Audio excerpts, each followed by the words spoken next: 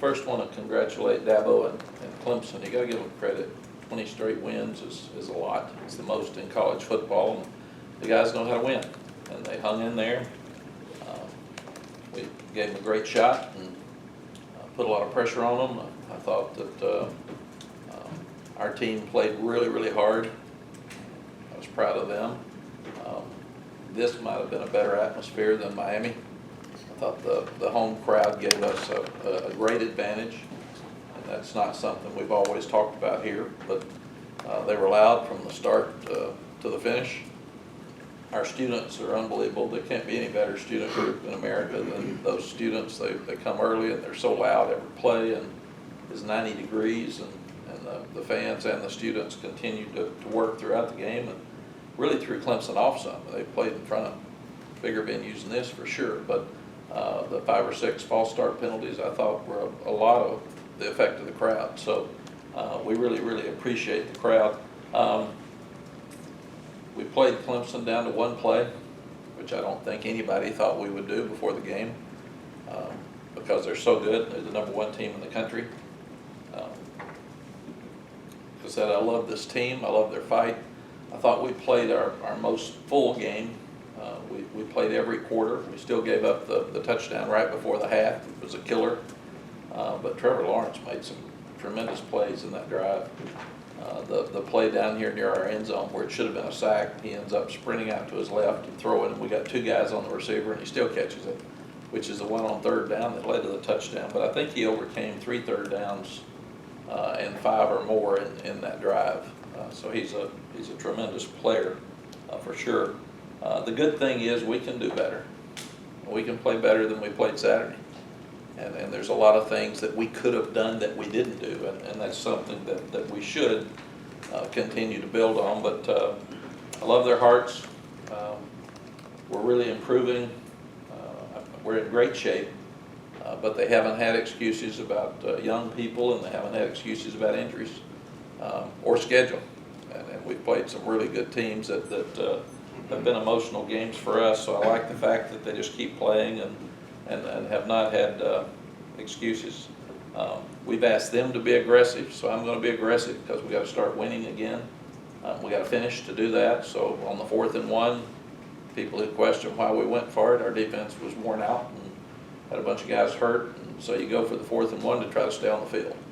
Because every snap that Trevor Lawrence is on the boundary, or ETN, is a win for us. So we were disappointed that we didn't make 3rd and 1 and 4th and 1. And that gave them a shorter field. I think they started around the 35 or 40 on the other end. And that led to a score, but if we had the same situation again, we'd go for it. That's what we said going into the game with the kids. We were going to be aggressive, wanted them to be aggressive. 2-point play, absolutely, 100% go for it again. We had 3 to 5 guys out on defense. It hurt us when they called the timeout because they had 10 on the field, because that saved them more clock. We were trying to get the clock down under a minute, and they only had 1 timeout left. So we thought our best advantage would be take 1 play to win, and then try to hold them from a field goal, because we had not kicked it off well. They were returning it to the 35 or 40. Trevor can beat you with his arm and his legs. He's a lot like a Vince Young, because you can't stop the guy. That's why he's never lost a game as a starting quarterback. So we felt like a 1-play shot was better than taking a chance and then taking a chance on having them kick a field goal because they already missed one, then taking a depleted defense into overtime. And the play that we ran was zone read. You got an opportunity to hand it to Javonte Williams. You got an opportunity for your quarterback to keep it, or you got an opportunity to pitch it to Daz Newsome. All 3 really good players. So when the play call doesn't work, the play caller gets criticized. Even my 8-year-old grandson said, "Why that play, Pops?" So I said, "Okay, Tyler, let it go, bud." But even he said it. So, but you only run about 4 plays down there, and you move your quarterback, throw with a rub type play. You can throw a fade to a receiver. You can run some kind of trick play, but there's not a lot of room for it. So you get down to where there are 3 or 4 different things you can do, and that was one of them that we picked, and it didn't work. We started true freshmen on defense, and even when Cam Kelly got hurt on his really strong tackle on Trevor Lawrence, Don Chapman came in and did a really good job. So we're just, coaches are doing a good job of again, not whining and not questioning who's in, just putting them in. And I thought Jay was really aggressive on Saturday with young guys. He didn't care. He just said, let's go. And he put guys in really good positions. By far the best our linebackers have played. And we had Dominic Ross on the field a lot with Surratt and Gimmel because he's a really good pass rusher. So that was one change we made for this game, and we put more pressure on the quarterback than we have. Offensively, I thought the offensive line, who's been criticized a lot for being soft, did a good job. We outrushed Clemson, and nobody would have thought that going into the game either. So they protected better, and it's the same five. So it helped us that Charlie Heck was back, even though he had his hand in a cast and he had a thumb and a finger free. But he's tough guy to come out there and play as well as he did. So after 5 games that have all come down to the last series of the game, you look back up, and what it looks like to me is we've played hard all 5 weeks. We've played with more emotion against South Carolina and with Miami and with Clemson than we did Wake or App State. So what we've started doing is talking about us. We're the ones that need to play hard every week. We're the ones that have to play to a standard, and not talking about who we're playing, because we've been up and down with our emotion, and we're not good enough to do that. We're not experienced enough to do that, and we've got to learn to finish these games, and we've got to finish them better than we are. At the same time, all of our goals are still out there. We can still go to a bowl. We can still win the Coastal. We could still have a chance to play probably Clemson in the ACC championship again, and that would be our goal. That hadn't changed, but we've got a lot of work to do before we get to that point, and we've got to practice better. We had our best practices last week, and that was starting on Sunday, and yesterday was good. So we've got to start doing things on a day-to-day basis better, and not be the up and down team. Jeff Collins is a really good choice in my estimation at Georgia Tech. He's been there. He knows the place. He brings a lot of energy. They're coming off a couple of tough games like we are. It's an interesting note when you go back and look that we've won in Atlanta 1 time since our last game here. So it's been a very, very difficult place for us to play. I think we won 28-20 on a Thursday night against George O'Leary's team before we played Florida State the next weekend, #1 Florida State. The only other time that Carolina has won in Atlanta against Georgia Tech is 2015, and that was 38-31, a tough game with our best team through that decade, winning 11 games. So for whatever reason, we have not played well against Georgia Tech in Atlanta. As every other game has come down to the last drive of the game, why would I think anything different? So we got to prepare our guys to make sure that we play well. I'm also proud of our coaches. Our coaches are working really, really hard to work with these guys to put them in the right place to win. As I said, I thought Jay was more aggressive on Saturday and took chances, and then you've got Storm Duck, who held up at corner for most of the day, and Trey Morrison played well. Cam Kelly and Don Chapman did a good job inside. So those guys all played well, and that's coaching. And then on offense, they started huddling up some. They tried to keep our offensive line more rested. They tried to make sure Sam had the right call. And I thought the changes and adjustments that we made for this game for Clemson helped us offensively as well. Still got to do a better job in the kicking game. You saw what Ben Kiernan can do. I mean, he hit a 63-yard punt. But we've got to start returning punts better. We got close to a couple of blocks, but we didn't get there, and we thought we had to get something in the kicking game to beat Clemson. And our kickoff coverage was not very good, which was another thing that really concerned me as we got toward the end of the game. So we got to get ready to play is the biggest thing. Questions? One of the players said that you all have played to the level of your competition. So this Saturday, would you like to see your team win handily, or what would you like to see? I'd like to see our team win, period. Players say that. Wake Forest is undefeated in the top 25, and they were really good competition, and we didn't play up to that level in that game. Appalachian's undefeated. So I think that the guys know that they didn't have as much passion in those 2 games as they did the other 3, and the other 3 we played better in. So I think that's probably what they're saying, that we have to be us and we have to play with passion to have a chance to win. In addition to the reasons you gave about going for 2, was also part of it continuing to establish sort of a mindset that you want in the program?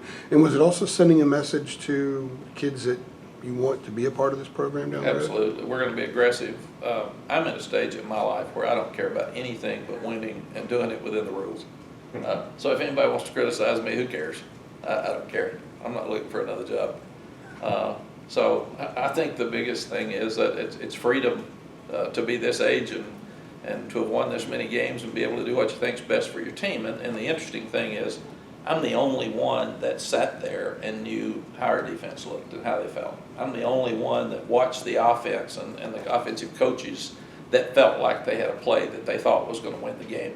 Nobody else has that. So anybody else that's making decisions on what I should have done doesn't have the information I have. So that's why it's kind of comical when people say, I wouldn't have done that. Well, you got no clue.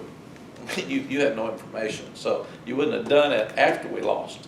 You would have done it if we'd won. I'd have been coach of the year.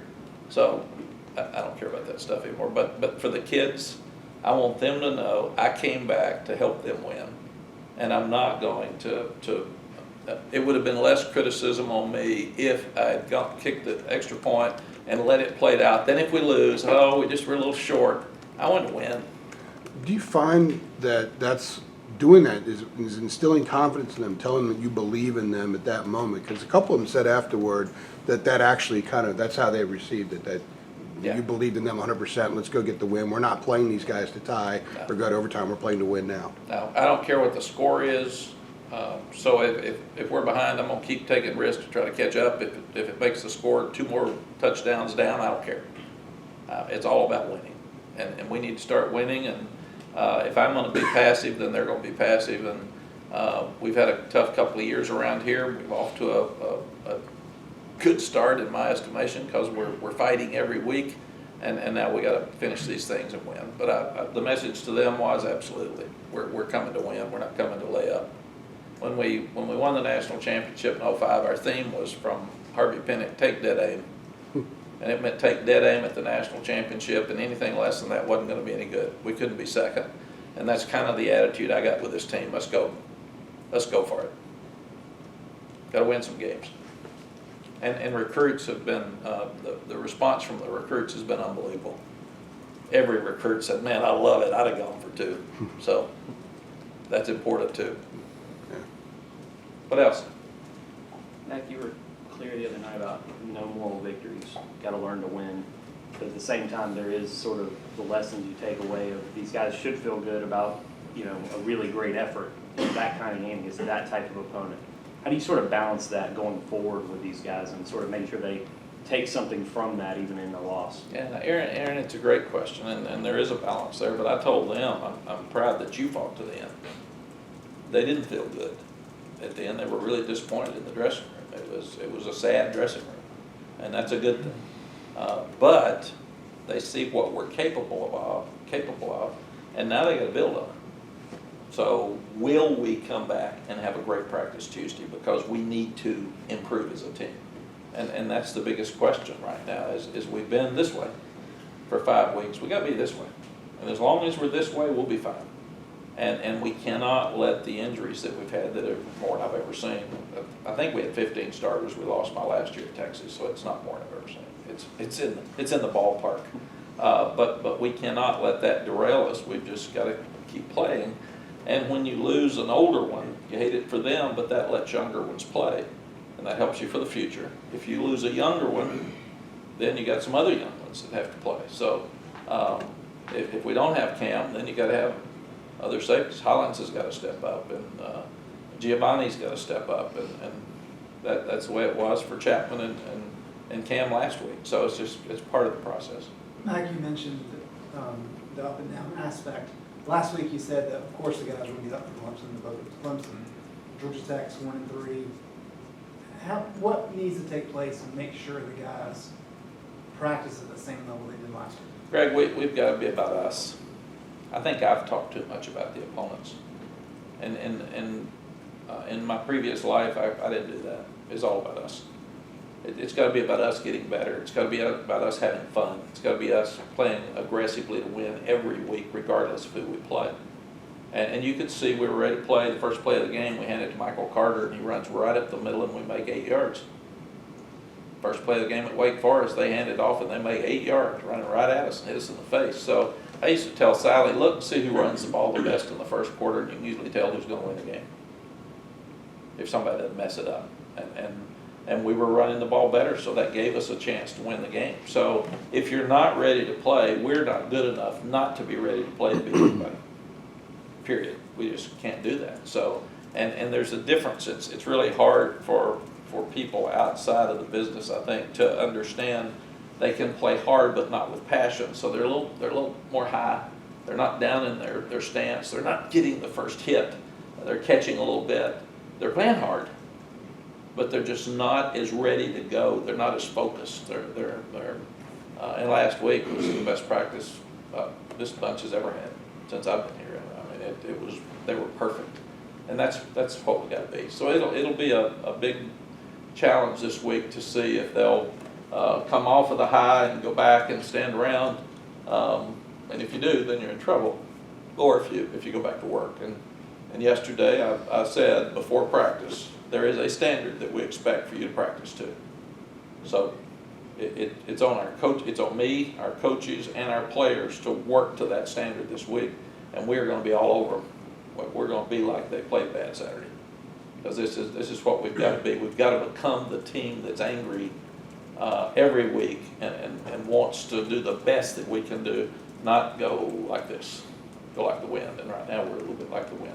Coach, you said no moral victories on Saturday, but it seems like building off that is just, I mean, it wasn't obviously going to win, but building off performance is something you really take away from it. Is that kind of accurate in how you approach it? Yes, Ross, I think the thing that you look at is that if we lay down and don't play after this, then we didn't learn. If we use it again to continue to grow and build, then we've really learned something. And it did send a message to our fan base that we're headed in the right direction. It did send a message to recruits that if we can get Clemson down to one play, we're going to be good in the future. So if you better jump on now, because this train's taking off. So if you want to be part of this, come on. And if you get beat 45-10, that's a hard message. So I think everything came out of Saturday good, except we lost by 1 point. What went into the decision to play Heck? Is it just the fact that you wrapped it up and it was good to go, or what was kind of behind that? Somebody use a club. Yeah, there were two things. Number one, could he handle the pain? And last week he could not have. They say that pain is not as bad in 10 days as it is the first week. So that's part of it. He played with a broken hand at Wake Forest. I think he got hurt really early in the game, and he wasn't coming out. And the second thing is we asked the doctors, number one, can he damage it any more by playing? And they said absolutely not. So it was totally up to Charlie whether he felt like, number one, he could play with that pain, and could he be effective with 2 fingers free in a cast. And he did really well. He's a tough sucker. I told him after the game, good for you. Most guys, top pro prospects, would not play. They just lay out the rest of the year, and that was never a decision for him. In fact, it helped so much that he was in the huddle and out there with those younger ones, because he's really the leader after we lost Nick. That was our 2 leaders, and we didn't have either one of them for Appalachian State, and it really hurt us. So he was a key factor, just being back out there, much less playing. You talked about how that week was going to be big for these NFL guys, for him specifically to go out there and play through that. I mean, is that something you'll kind of point to NFL guys when they go look at him down the road, I guess? Absolutely. Again, he could have laid down. I mean, it would have been safer and easier for him not to play. And he's playing against the best talent in the country, and it's good for them to see him play against the best talent in the country when he didn't have to with one hand. So I think he really, really helped his stock on Saturday. Was using 3 linebackers something more specific to this game? And aside from that, what do you like about having 3 linebackers on the field, and how does it sort of change Coach Bateman's approach? Andrew, the thing we're trying to do is get the best players on the field. And right now, Gimmel and Surratt are playing so well, and Dominic Ross has started playing really well. And Dominic is a better pass rusher than some of our other guys. We've got to get more pressure on the passer. So we felt like with his speed in space, he made a great play in space on a screen once where he wrapped him up and tackled him, which is a hard thing to do. Gimmel was way to the left and sprinted all the way to the right on an out route on a 3rd down and knocked it out of bounds.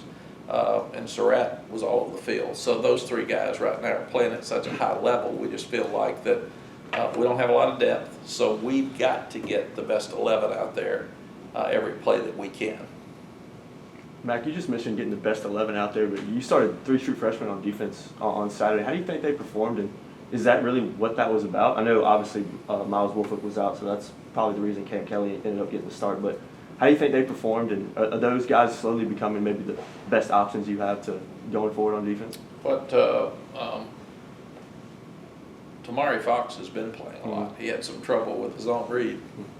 We finally said at some point, take one of them. Take the back or the quarterback. Let's be decisive here. Let's don't let them both make yards. But he's going to be a really good player. Plays hard every play. He's playing so much we had to take him off special teams because he was on kickoff return as the middle wedge guy.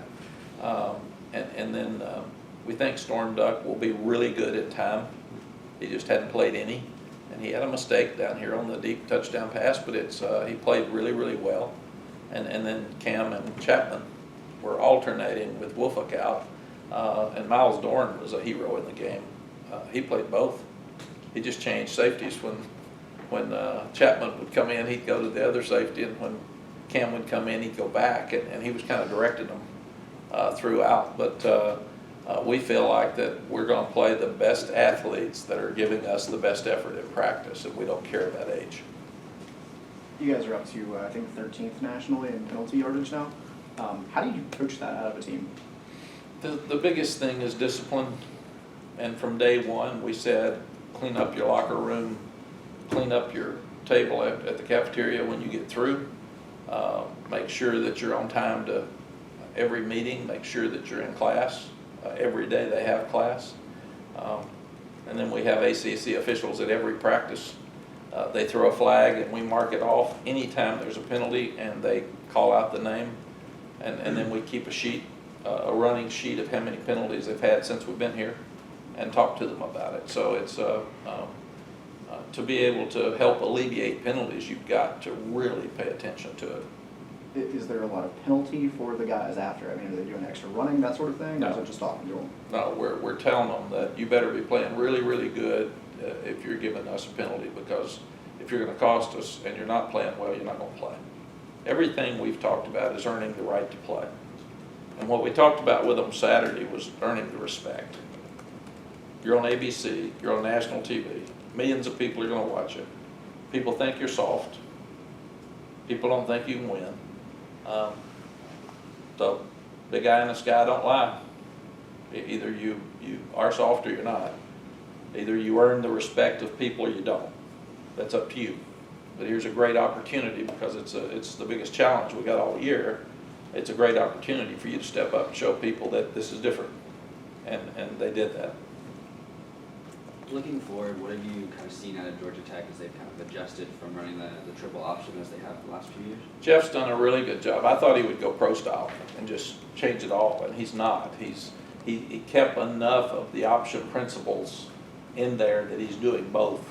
And I think that's really, really smart on his part. And like us, they're going to get better every week. He ran into a buzzsaw last week. After their win, they're kind of like us. They didn't play as well against, after they beat South Florida, they didn't play as well against Citadel, because that's one of those where you kind of yawn, then you stand around, the game's close at the end, and oh my gosh, then they kick a field goal to beat you. Because they weren't as emotionally prepared. Last week was a complete ambush, because I've done that. But Jeff, going back to Temple, right after he recruited all those players, they were going to be after him. So that was one that when I came back in here, it wasn't a lot of fun. There were a lot of people that liked to beat us. So I knew that was going to be a tough one for him. But they'll be ready to play. And why have we not played well in Atlanta for 22 years? I don't know. 11 of those 22, 10 of those 22 haven't been good. So that's a weird thing in sports, but you never know why some people have trouble at some places and others don't. We had trouble at Kansas State when I was at Texas. I don't know why. I used to ask them to move the game to Kansas City. They wouldn't do it. So it was. Other questions? As the defensive game plan was coming together last week, is there kind of an aha moment where you guys are seeing something that you think maybe other people aren't seeing, or what's the thought process when you're putting that together? Well, when you're playing Clemson, what they do, they're so good outside with those big, tall, fast receivers that you got ETN and there's 3 seniors, a graduate, and a sophomore on that offensive line. So it's an older, experienced offensive line. It's really tough. So that's what they do. It's pick your poison. If you spread out and try to zone and cover the receivers, they're going to run ETN and Lawrence till the game's over. So you can have a slow death, or you can pack them in and try to slow down those two, and then they're going to throw to the tall guys one-on-one, and you get killed by the pass, because they can have 13 negative plays and throw a deep ball to a tall guy and score, be up 21-0, and you're playing good. So our decision was to try to disguise enough to make it look like we were going to have a zone coverage and then come after them. And we were a little bit late on a couple of safety blitzes that we had, but by and large, I thought there was some confusion for Clemson, and our guys did a really good job of showing one thing and playing another, especially as young as we were in that secondary. 2 true freshmen back there. I thought our guys did an amazing job. What was the explanation you got from the refs on the play where the play was blown dead, but then Sam kind of got hit by the defense? I got none. He said he didn't see it. I said, well, look, it's right there.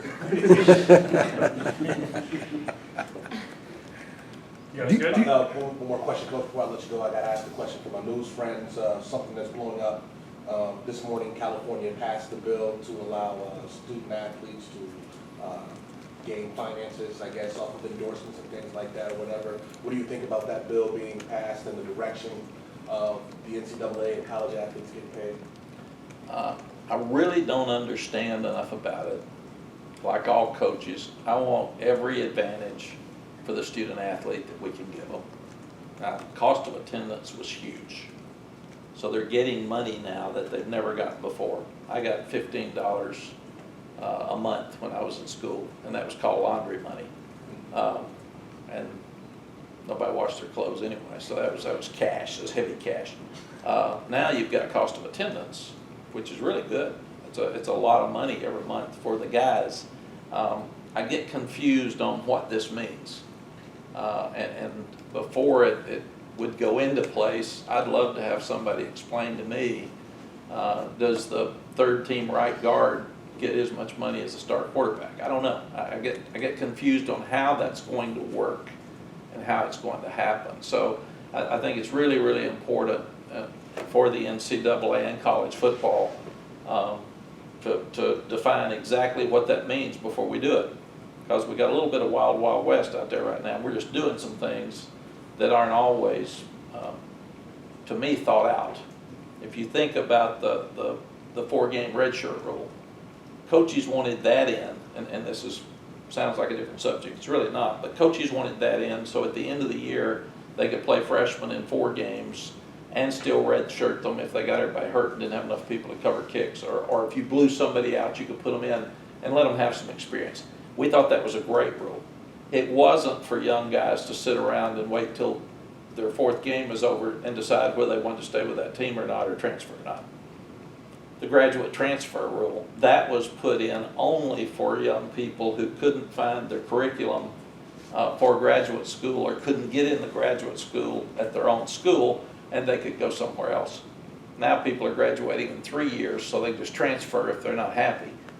So I think neither one of those ended up with exactly what we wanted. So with this likeness rule, I think we've really got to be smart and look to see, is it going to be fair across the board to all kids? Vince Young would have made a lot more money than our backup right corner. So is that fair? Does it hurt your team that one player is making so much money off his likeness that it's disruptive with the other guys that don't get to play as much? And then it affects recruiting, because that changes too, who's getting the biggest dollar for their likeness. So I think there's a lot of things that I need more clear before I could make a decision, even though we want what's best for every student athlete. And at the same time, you want what's best for your teams. And we've got to be careful that this doesn't get so individualized that it starts being about them instead of team. Anything else?